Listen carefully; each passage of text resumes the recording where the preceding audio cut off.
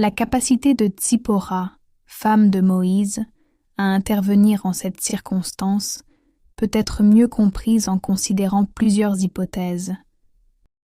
Bien que Tsippora soit originaire de Madian et non de la lignée d'Abraham, il est fortement probable que Moïse lui ait expliqué ou enseigné l'alliance de Dieu avec Abraham, qui incluait comme signe la circoncision. Voir Genèse 17, 9, 14. Je vois l'importance de la communication et dialogue au sein du foyer ou pour un couple. Enseigner son conjoint. Les rites, les coutumes est très important. On ne se cache pas de choses dans un couple.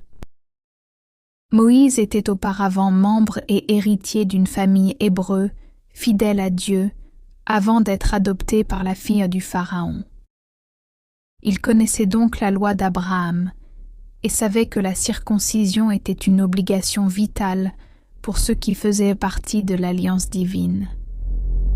Tsippora aurait pu entendre cela directement de Moïse.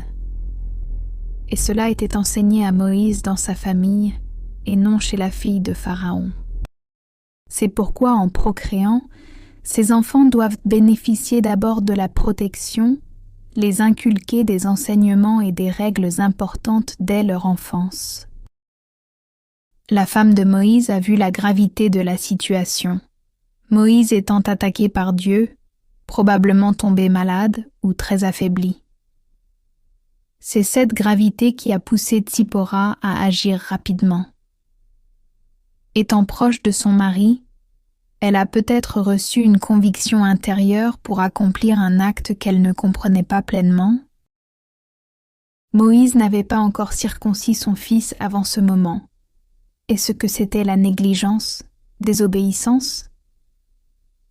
Bien qu'il soit un homme choisi pour libérer Israël, Moïse n'était pas parfait. Il est possible qu'il ait négligé cet aspect par simple omission ou par hésitation, malgré la connaissance de la loi divine. Sachez que votre conjoint n'est pas parfait, il est humain. Il a ses points faibles et points forts.